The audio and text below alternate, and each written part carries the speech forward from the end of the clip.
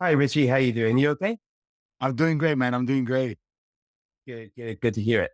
One of the main reasons I wanted to catch up with you now is obviously you've got quite a big match coming up at the moment, but I think it'll be cool to talk about some of the things that have happened over the last couple of years for you as well. If we look kind of all the way back to the beginning, obviously you've had quite an unusual start in the sport because both you and your brother Gio, you both came in from breakdancing initially. Yeah. Um, can I ask, how did you find that transition? Like, was there anything involved in breakdancing that sort of like helped with jiu-jitsu in the early days? Yeah, just the best thing I could say is movement, right? Like you understand your body more than most people do. You understand how to fall in different ways that people don't know how to fall. And just to be able to adapt to those kind of movements with drops and stuff like that, I think that's second to none. I think that a lot of people when they start jujitsu, that's the first thing they try to understand how to move their body and how to like deal with different type of movements that they've never done before. And for us, we already knew how to do those movements and more. So we kind of capitalized on that and made it one of our strengths instead of like something that we have to like barely understand, you know? Yeah, and I think it's kind of shown as well because both you and Gio reached a high level of competition very quickly as well. How did you find those first couple of years though, like going to the colored belt ranks? Did you find it tough sort of reaching that high level quite quickly compared to a lot of people? You know, to be honest, like at first, and my white belt, like for me, I as a white belt, I never won a match in jujitsu competition. I win every single match I lost as a white belt, and it kind of one of those things that I was already competing at a high level, so it was kind of breaking my ego in a sense. You know, it was making me kind of like doubt myself.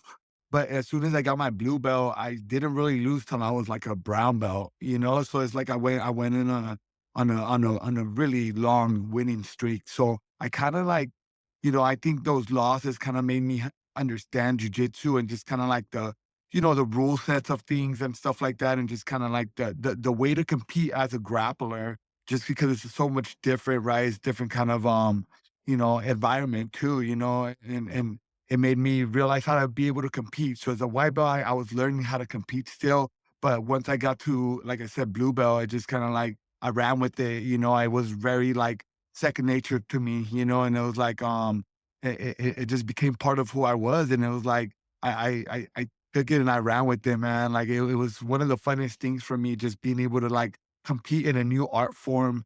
It felt the same, like the feeling of like competing felt the same, but it was just something brand new at the same time.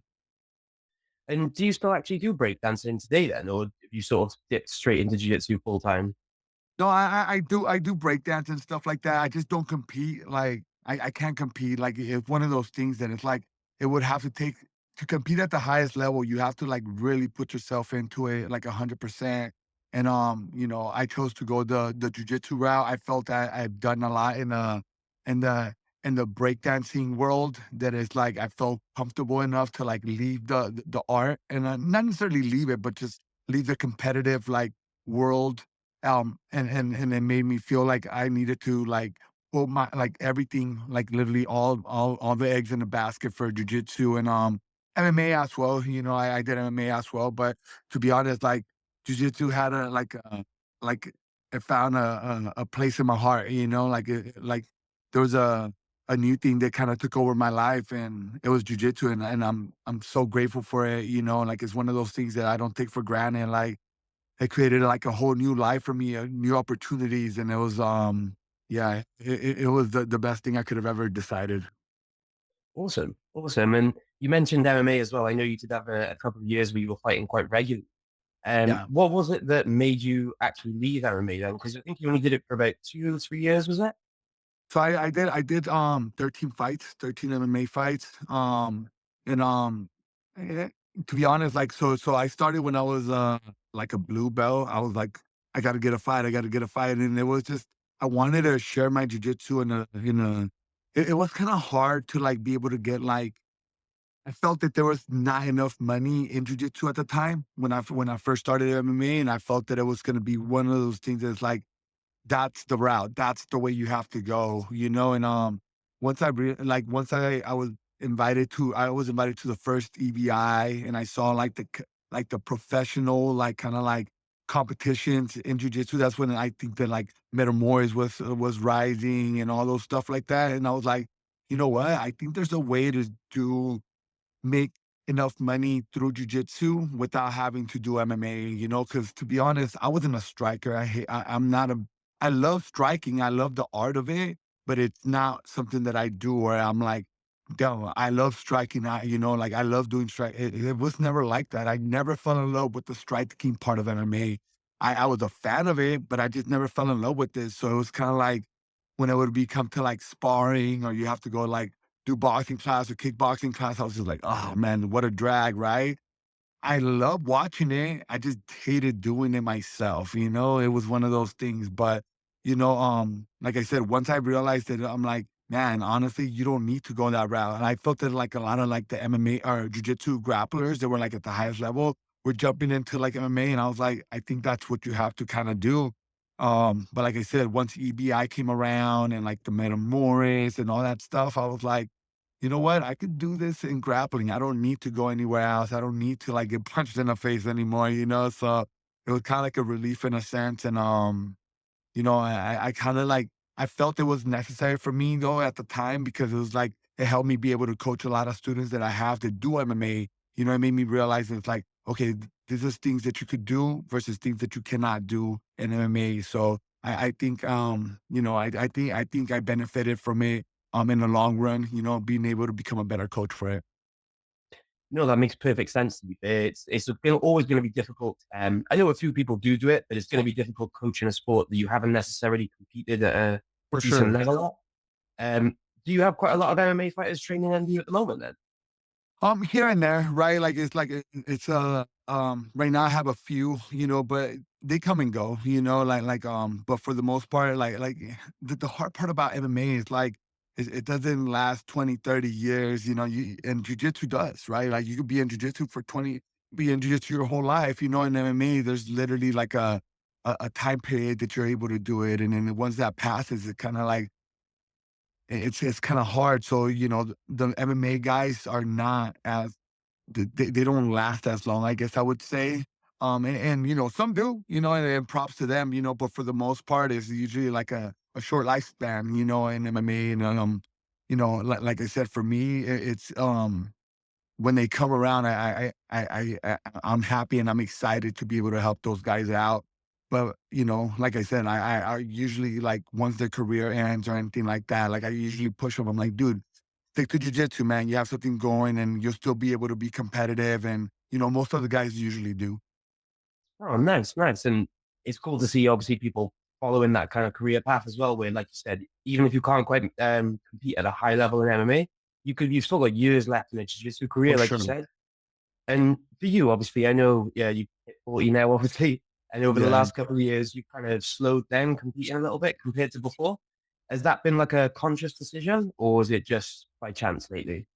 I think it's timing. You know what I'm saying? I mean, I would compete as much as I'm able to. My body is holding up pretty good. Like I started pretty late in my jujitsu career, so I don't have like so many miles. And through dancing, I do, but I feel my body still holds up very well. Um, I feel well, like 4 years ago, I had a son, and he's definitely harder to like leave for like these big tournaments that usually um, you know, have you there for like a week or two. There's some tournaments that you have to be there for basically almost a week. And those are kind of hard, and it's like especially with the baby, I'm like, dude, I want to be there the day before and then leave the day after, so it's a little bit harder, but I still try to push myself as much as I can, and but another thing that has taken a toll on my jujitsu competition is being more of a coach. Like I've been a coach to a lot of the guys, and a lot of the guys are getting to the professional level of competing in jujitsu. So it makes it a lot harder for me to like focus like solely on myself. I like focus a lot on my team and stuff like that. So whenever I get a chance or a good opportunity, like who's number one, like I take advantage of it. And nowadays, I have a really strong guys that can help me prepare for these tournaments as well. But there's times that I do focus on myself, and it's my turn to compete, and the guys usually know. And I have a strong like awesome students. They understand and they like push me like if it was their teammate as well, you know? And do you generally put them first then when it comes to like booking competitions and that sort of thing? Do you generally sort of take a back seat and let them take priority sort of thing? You know, if like lately it's been a lot of like the ADCC stuff and like the Polaris stuff and I got the guys traveling all over the place. So it's like when they have a really big tournament like that and I have like something usually smaller, I'm like, forget my tournament. It's all about you guys, like for me, like being a coach is like it's a privilege in a sense, you know what I'm saying? I'm like lucky to be a coach. Like not everybody gets to have the opportunity of becoming a coach, so I don't take it for granted, like I said. And I try to help them out and be there for them as much as possible. Like I've done a lot of things and then I reached a lot of goals in my jiu-jitsu career. So I understand that it's their turn and it's like I don't necessarily take the back seat, but I'm like if I see that they're doing something that's very important and I feel it's gonna help them with the career, I usually like be like, you know what, we're gonna focus on you and might come secondary usually nowadays. But like I said, like there's stuff like who's number one or like worlds and stuff like that that's very important to me sometimes. And I'm just like, hey guys, it's time for me to step up and you guys gotta help me out now, So No, that makes sense. It makes perfect sense. Like you said, especially the upcoming match on who's number one is quite a big one. I wanted to actually mention something. You sort of touched on it then. You've competed at Polaris quite a couple of times now. And I know the last two ones in particular were squads events. How did you find that rule set? Because I know they're doing quite a lot of that this year. So I just wanted to know from your perspective, how did you find going into that like team event? Man, honestly, team events are so much fun. I'm glad that there's more of that happening nowadays. But I don't think it's the only thing that needs to be like out there. But I think there's a place for it to like have like the team kind of rule sets and stuff like that. They're honestly the funnest thing. There's so much fun. And they're crowd friendly. Like the crowd gets behind it, and it's so much fun. And it's like such a yeah, I always thought that for me, like, I always go like, jujitsu is not a one man sport. You need a team behind you. But when you're actually there with a team, it changes everything, even the way you compete. Like it's like because it puts a little bit different kind of pressure on you. It's like what you have to step it up as and become a good teammate while you're out there. And it's not necessarily on yourself. If you lose, you like okay, you're hard on yourself. If you win, you're like super proud. But when your team loses, it like feels worse because you're like, man, I could have done a little bit more to help you guys out.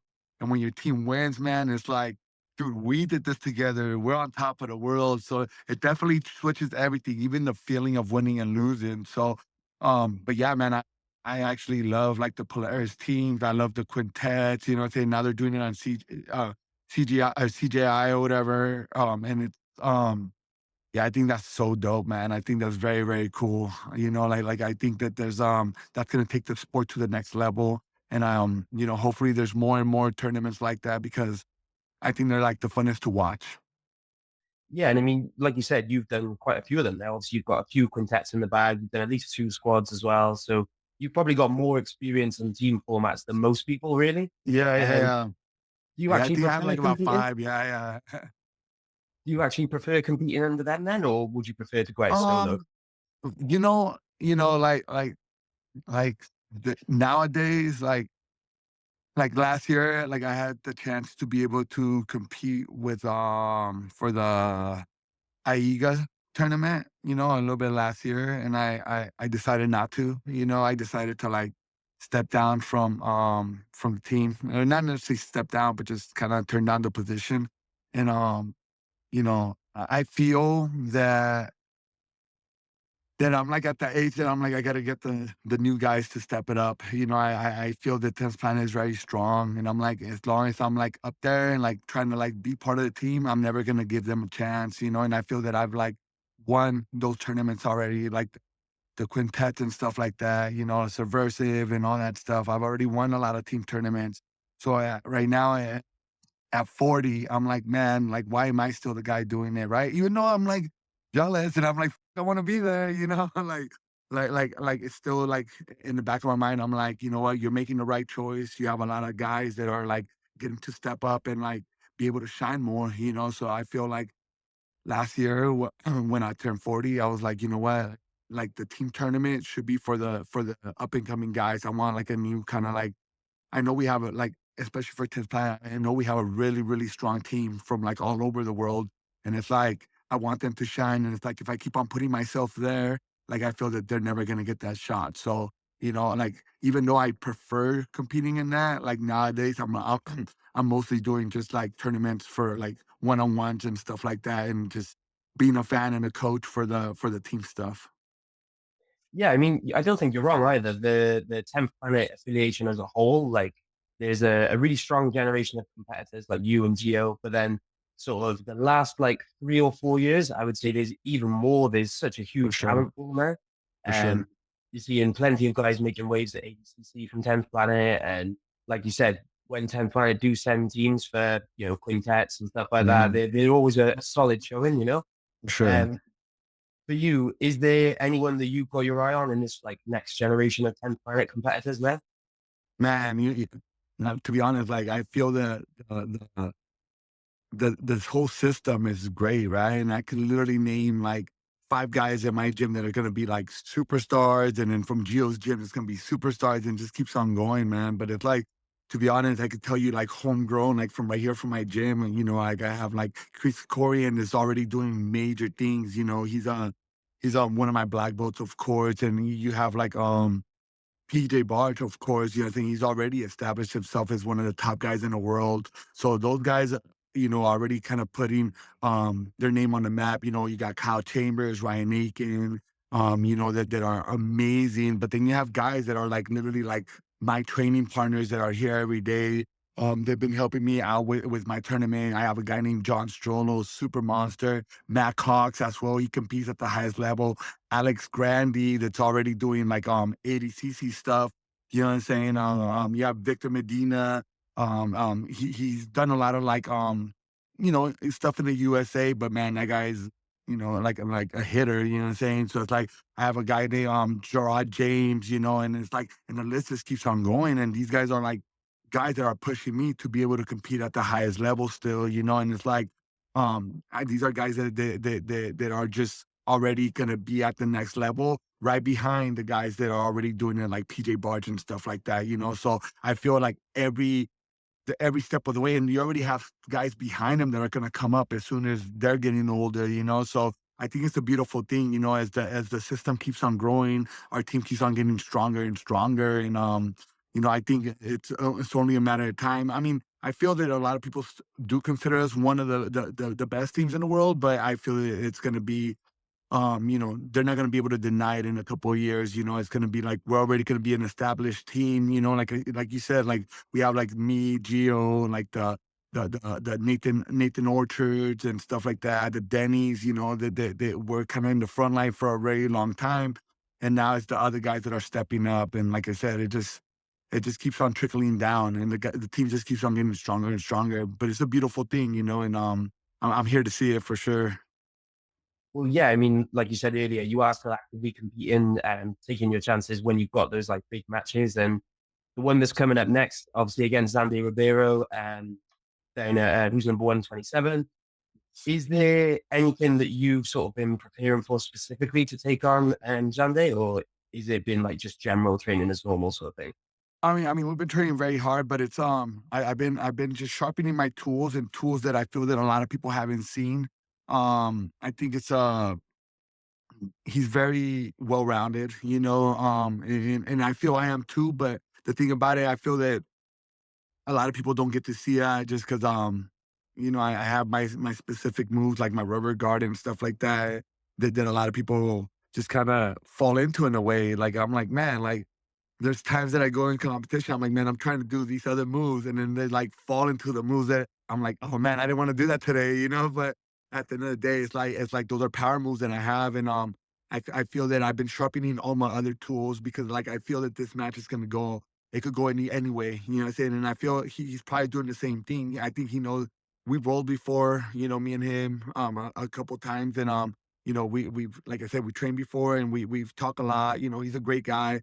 consider him a buddy of mine or whatever. You know, every time we see each other, we give a lot of love to each other and stuff like that. But at the end of the day, it's like I'm there to win, he's there to win. So, and we know that the possibilities of it going to different positions that neither one of us have seen from one another could possibly happen. So like I said, I'm just sharpening all my tools, making sure that everything's ready. I feel that I'm training the right way, the right techniques to be able to capitalize and win this match.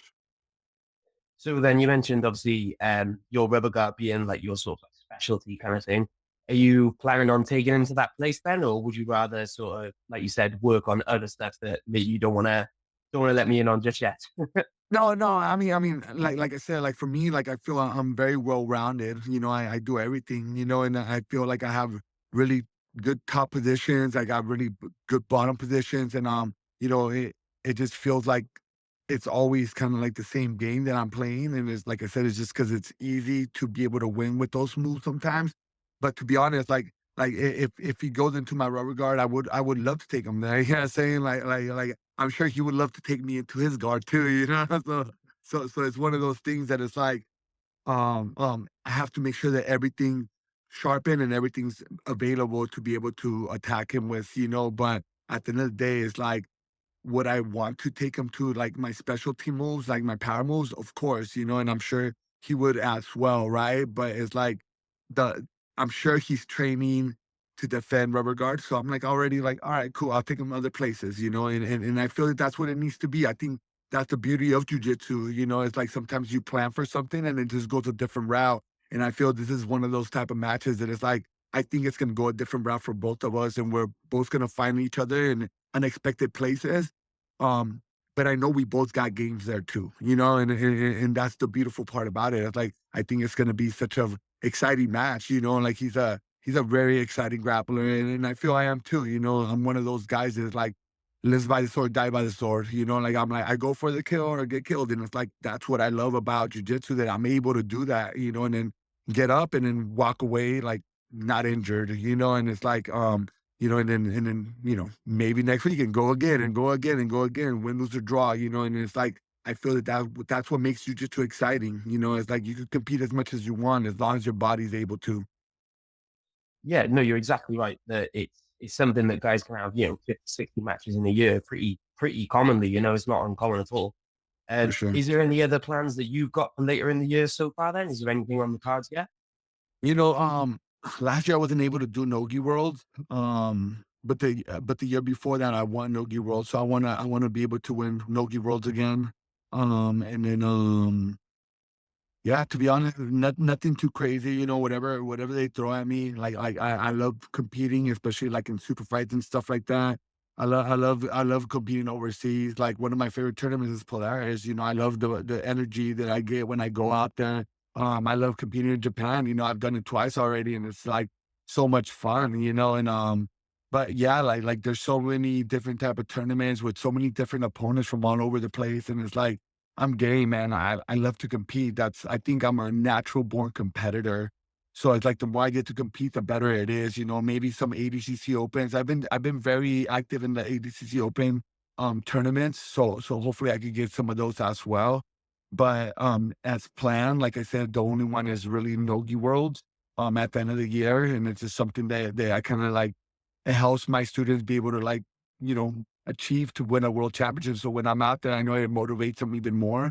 So I'm definitely planning to do Nogi Worlds as well at the end of the year. Do you like taking like a big squad to know the worlds? Quite a few of you competing in different brackets and stuff, is it? Yeah, yeah, yeah. It's always exciting, you know, and it's like, you know, not all my students want to compete IBJJF, you know, they all have different goals. Some of them are like, dude, I'm only doing like the ADCC stuff, or some guys are only like doing the IBJJF stuff. But, you know, the more I compete in them, the more students they'll be there as well. So I know they me being out there on the mats with them motivates them. So I want to be able to compete. Like, dude, nowadays I like don't even compete for myself. I compete to like be side by side with my students. You know, like I think that's very fun. I think that's awesome, and I feel I feel it motivates everybody. You know, so it's like just being side by side with my students. It like motivates me as well, and you know, so the more I'm out there, the more like gets me pumped up, and I feel like rejuvenates me as well, you know. So yeah, you'll definitely see me out there a couple more times this year, you know, but not like I said, not looking past Shanji. You know, he's a great competitor, you know, he's an awesome grappler and legend in the sport, you know, and it's like I feel it's one of those matches and it's like it's for jujitsu, you know, like I think he represents jujitsu very well in his own way. I represent jujitsu very well in my own way as well, you know, and it's like, you know, for everybody that supports us, I think it's gonna be a very, very exciting match because he has a lot of supporters and I do as well. So I feel that you know, just representing our styles out there and just kind of like putting it all on the mats, I think it's gonna be very cool for everybody to watch. Awesome. Awesome. Yeah, no, I can't wait to see it as well. Is there anything else you want to say before I let you go? Because I think we've pretty much run out of time at the moment. No, man, just like I said, very, very excited to be out there, and yeah, I really appreciate like these kind of opportunities. So, if anybody else wants to see me like nearby, hit up your promoters, man. I'm always down to scrap. I'm always down to throw down, and yeah, if you guys ever down in San Diego, Campana, San Diego is my home, and you know, anybody's always welcome. We accept everybody to come down and visit us, and yeah, that's it. Awesome. Well, thanks very much for your time as well and take care. Okay. I appreciate you, man. Cheers. See you then. Cheers.